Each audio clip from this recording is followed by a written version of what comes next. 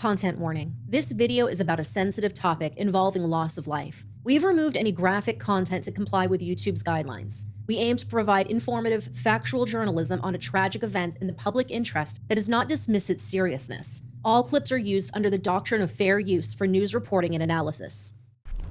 Zaliya Shamigulova was born in 1994 in the town of Ucheli in Bashkortostan, which is a republic of Russia located between the Volga River and the Ural Mountains. Her father, Samat, worked as an engineer at a power station, while her mother, Zolfia, taught English for more than 30 years. She grew up with her older brother, Timur, in a household that was tightly bonded and deeply supportive.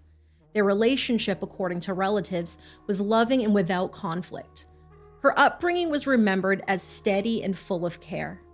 At 5 years old, Zaliya began school. She stayed in Ucheli for her early education and went on to graduate with a gold medal, a distinction that marks top academic achievement in Russia. Those who knew her in childhood remembered a cheerful, curious girl who loved to explore. Friends from school praised her intelligence and gentle demeanor. One person recalled how no one had a bad word to say about her, and she was cheerful, kind, and humble. Another added she was always smiling, thoughtful, and easy to talk to. People close to her often described her as generous and beautiful.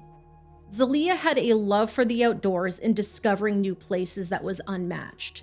She often went hiking in the mountains and shared pictures of her travels on VK, a popular Russian networking site. Her excitement for exploring the world and learning new things stayed with her throughout her life. In 2011, she left her hometown for Chelyabinsk, where she joined the South Ural State University as a student of international relations. During her time there, she became a key figure on campus, leading the Student Information Commission and serving as the editor of the university newspaper. By 2014, her efforts had not gone unnoticed.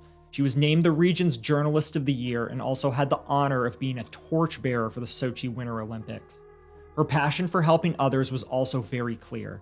In 2013, she took part in the Summer World University Games as a volunteer. Following university, Zaliya started working as an HR manager and career consultant, guiding people through job interviews and helping them identify potential career paths.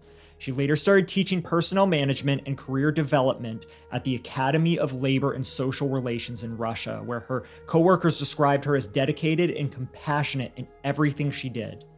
Though she was based in Chelyabinsk and lived with her roommate Elena Guseva, her ties to her family in Ucheli remained strong. She spoke regularly with her mother and brother, often sharing photos and messages about her family on VK. Her aunt Golnaz once mentioned how close Zaliya was to her mother, calling her devoted. Over the last few years, Zaliya had been moving around the world quite a bit. Back in the spring of 2023, she spent nearly a month in Mauritius. By early 2024, she had wrapped up her last job and launched into a solo global journey. She kicked things off by spending 2 full months in Bali, settling into island life on her own. She also spent time in my favorite place in the world, Kuala Lumpur, Malaysia. Then in mid-April, she made her way to Cape Town. She mentioned online that the weather felt chilly, and not long after, she traveled deeper into the country to experience the African Burn Festival in the Karoo Desert. For the May holidays, she lived off-grid in a desert camp.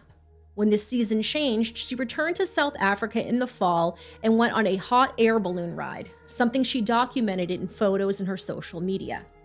Despite all this traveling, she kept up with remote consulting work. She also continued her language studies in both Mauritius and South Africa. French became a focus since it was widely spoken where she was staying. On June 2nd, 2024, Zaliya landed in Mauritius again, this time with her roommate Elena. They settled into an apartment in Flic-en-Flac, a small beachside town. According to her friends, she had planned to remain there through the end of the summer and then return in late August. She had then planned to go to Madagascar on September 1st. Her days in Mauritius were spent exploring and working online.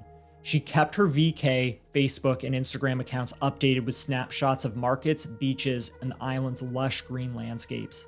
On June 18th, 2024, Zaliya made a post to her Facebook. The post, translated from Russian, reads in part, "My new life. I have been abroad since December 2023. I lived in South Africa, Indonesia, and now I am in Mauritius. At the end of April, I stopped working for the company, took a break from all projects, and went to the desert for the May holidays. I lived without a schedule and a professional role. In May, I finally handed over my affairs to the company, continued to teach classes at the Institute and vacancies for clients, but my focus shifted from work to communicating with friends, making new acquaintances, and walking. Google Calendar has finally become similar to a normal human one, and not to a human machine calendar that does not even need a tea break. I took on a new HR project. I froze in Cape Town, winter has begun. I bought tickets to the island of Mauritius and flew here to warm up. I finished all my classes, coursework, diplomas. I am getting to know the local culture and started learning French. Many people speak it here. Finally, space for ideas and motivation for a new leap to a new level of life began to appear in my head. It will be very interesting, primarily for me. A few days later, on June 21st, she followed up with another post, which we also translated from Russian. It read, "What happened while I was away from Facebook? 1. I continue to work in recruiting and hone my skills. I've managed to help many businesses across Russia with staff selection, both independently and with recruiters on my team. 2. I do career consulting. I am a certified career guidance counselor for adults. I conduct career sessions and help people build their vector of professional development, find a job that matches their values, and solve career problems. 3. I went into employment, grew from HR manager to HR director, restructured the work of the department, brought order to different processes, and built a corporate culture in the company. 4. I took on a project to streamline a company's organizational structure, systematize all regulations and instructions, and it was not easy, but I was very successful. 5. I have been teaching for 4 years already. I have graduated countless groups, and I have been supervising for 3 years. With the new generation of HR, we are building a modern vision of personnel management, which is all about technology, business needs, and a systematic approach. This is all about work, which has been and remains a very important part of my life. And also, I have been living abroad for 7 months now, learning new cultures, going through my personal transformation through life by the ocean, and meeting new people." In Mauritius, Zaliya began meeting new people again. By that summer, she had been chatting with a man she met on Tinder. That man was Puryavar Singh Sundar, a 29-year-old IT engineer who also lived on the island. During her time there, Zaliya and Puryavar Singh often exchanged messages online. Local reports claimed that he had spoken to his friends and relatives about his feelings for her, saying that he was in love and even planned to propose. Zaliya, however, had written online that she wasn't committed to anyone and was focused on her travels. Her family knew Puryavar Singh's family, and they did not think he was dangerous. According to her Facebook page on August 12, 2024, she attended a wedding on the island. Dressed in a sparkling red and gold lehenga, she invited her friends and family members to rate her look from 1 to 10. Her caption, translated from Russian, read, "I became a guest at an Indian wedding in Mauritius, turned into an Indian woman." This would be Zaliya's final Facebook post. A week later, on the morning of August 17th, just after 10:30 a.m., Zaliya told Elena that she was stepping out to meet someone and would return in a few hours. Elena saw her leave the building and get into a blue Toyota waiting outside. She wore a light blue and white summer dress and carried a small purse. Security footage later showed her entering the car on a street nearby. The plan, apparently, was for Puryavar Singh to drive her to meet another person in Kirpip, which was about 15 kilometers away.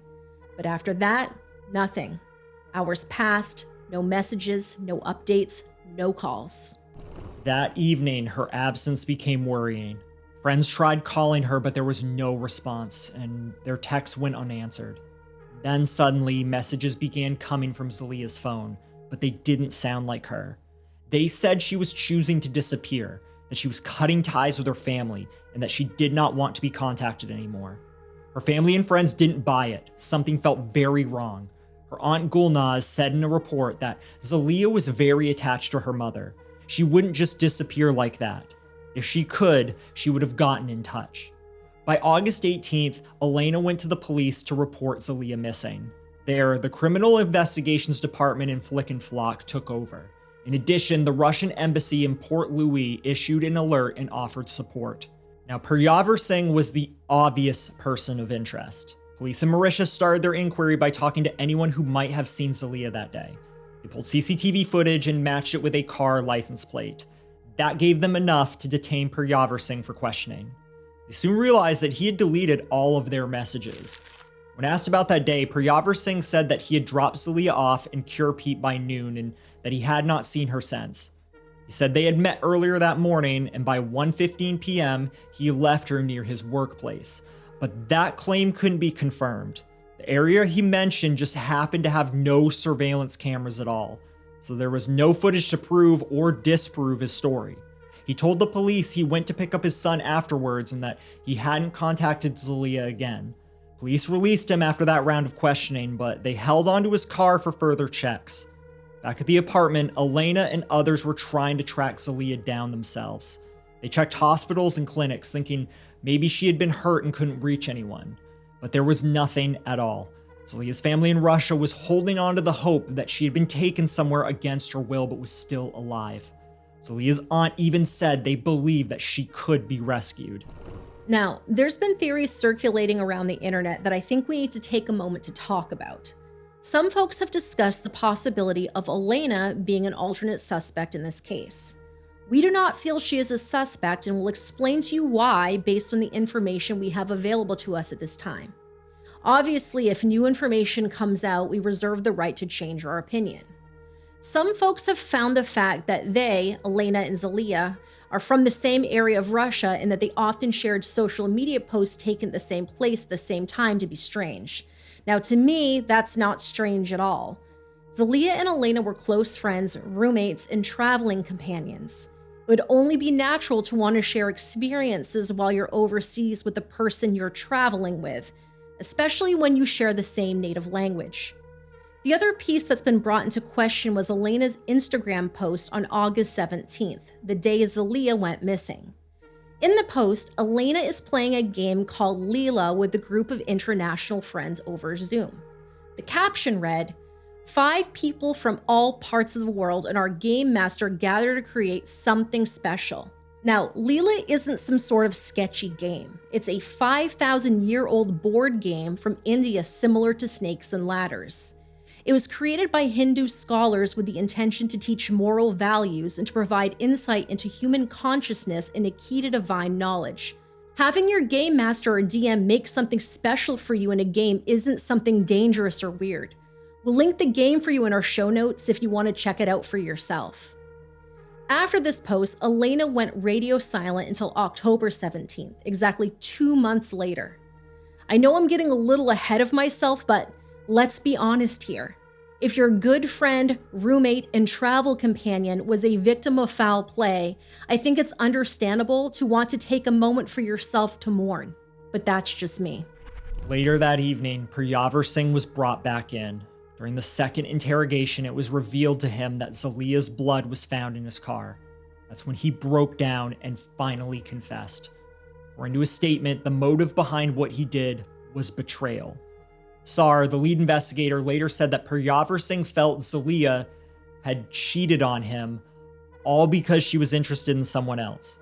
He claimed to be deeply in love, said he had plans to marry her, and couldn't handle what he believed was infidelity. So instead of a scenic outing, he led her into the forest and stabbed her. Now, to be clear, there is no evidence that they were in any sort of committed relationship. Peryaversingh later said he had known Zaliya for a very long time and had even introduced her to his family. But according to reports, as well as testimony from Elena, their connection started only after she arrived in Mauritius, which was a little over 2 months before her death. Authorities in Mauritius eventually charged him with premeditated murder. Investigators pointed to jealousy as the likely motive. There was no documented history of mental illness or violence in his past.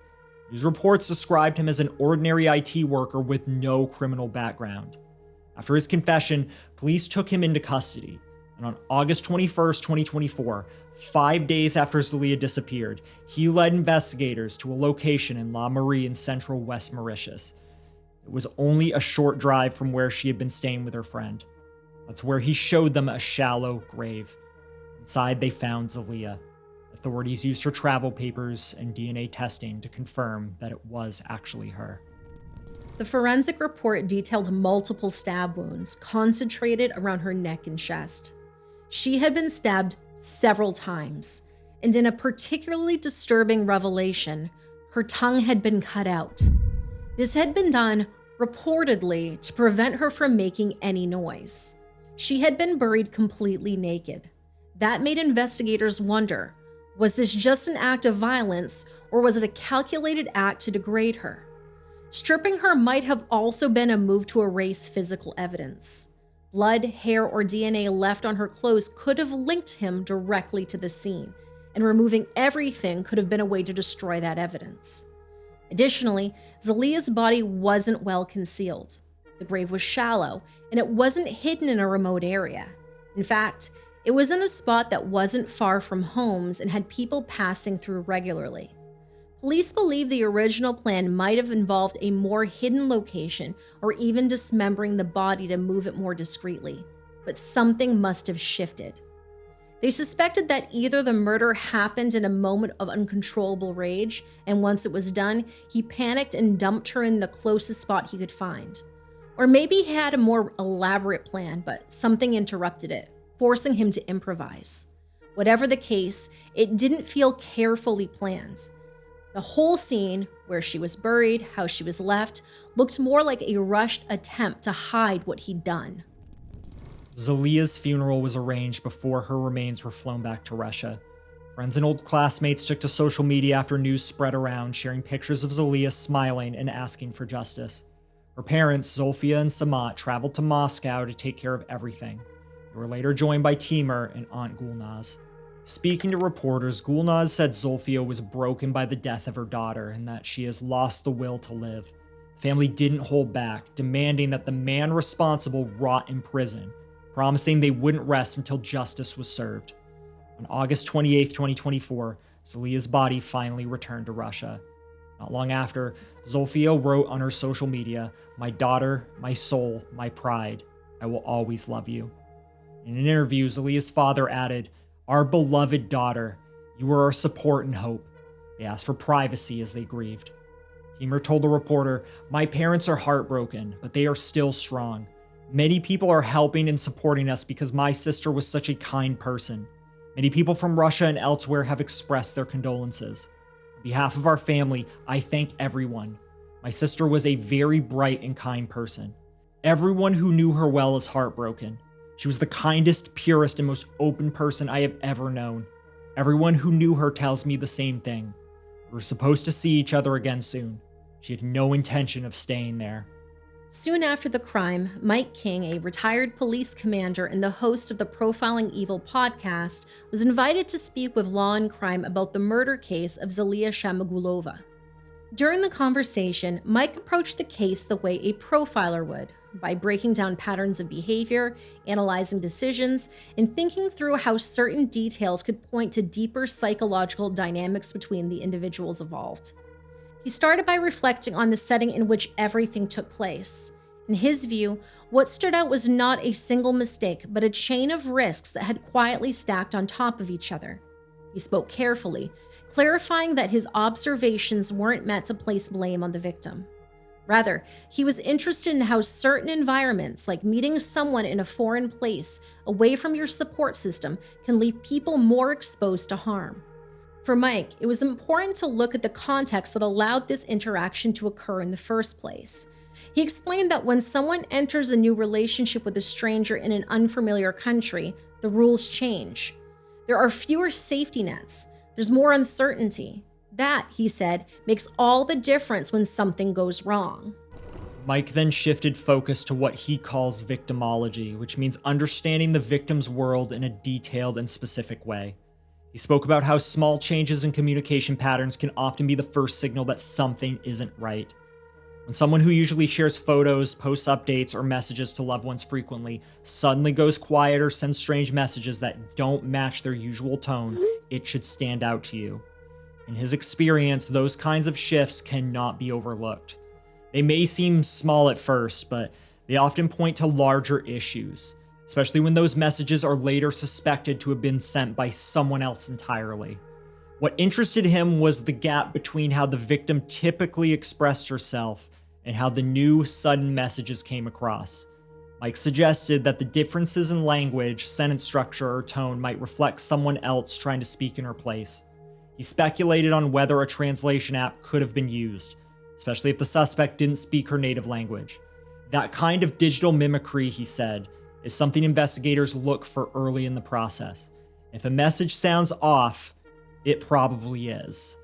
Mike also spoke about how relationships formed online, especially in a short span of time, create a dangerous illusion of familiarity. He explained that people often feel they've built trust just by spending time in digital conversation. But real trust, the kind that keeps people safe, usually comes from knowing someone through shared experience or social circles. In his analysis, the digital nature of connection might have given both parties a sense of intimacy that wasn't grounded in reality. When Mike moved on to consider the suspect, he wondered, what kind of person reacts this strongly to a short-lived connection? Was there something else going on, some prior behavior, some fantasy that led him to seek out this exact kind of scenario?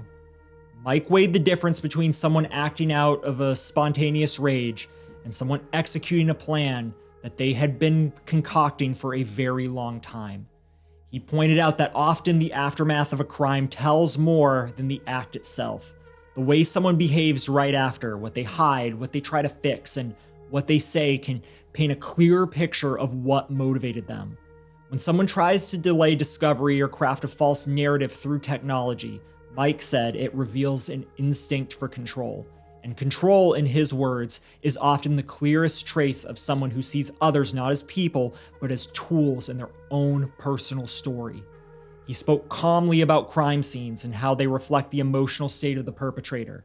According to Mike, the condition of the scene, whether it's tidy or chaotic, concealed or left exposed, can help determine whether the crime was impulsive or planned. He noted that if someone attempts to stage or hide something after the fact, it often suggests that their fantasy, whatever it may have been, fell apart in real time. That collapse of control is often where investigators find the truth. At one point, Mike turned to a specific detail in the case about Zaliya's tongue being cut off. He talked about how such an act could be interpreted in different ways. Was it meant as a punishment, a symbol, a desperate attempt to silence? Mike walked through each possibility, outlining how investigators would explore whether the act held ritual meaning or whether it was the product of a disturbed fantasy unraveling under stress. For Mike, it was also important to consider how this crime fit into the larger pattern, or if it did at all. He explained how profilers often ask whether the person in question had tried something like this before. If not in real life, then perhaps through repeated thoughts, stories, or attempts at control in other ways. Made it clear that violent fantasies don't always stay in the mind. Over time, they push into reality, and when they do, the way someone handles the moment can say a lot about whether they've planned it or if they've panicked. He also mentioned something many people overlook. Predators, Mike said, often fantasize for so long that when the moment finally arrives, they find it doesn't match what they imagined. The reality of fear, resistance, and unpredictability causes the fantasy to break down. He explained that even someone who starts off with a calm, controlled plan can unravel quickly once things don't go as they expected. And when the fantasy collapses, what's left is often chaos, and that chaos leaves behind clues.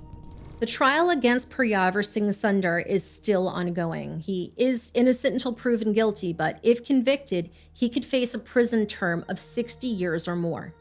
Given his age, that would likely mean spending the rest of his life behind bars.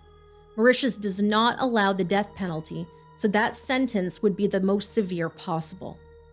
Now, days before her murder, Zaliya made the following post to her Instagram account. It read, "Choose happiness every day." Some sources have translated this to catching happiness every day. Either way, the point still remains. Zaliya should still be here today, traveling the world, going on adventures with Elena, and being happy every day.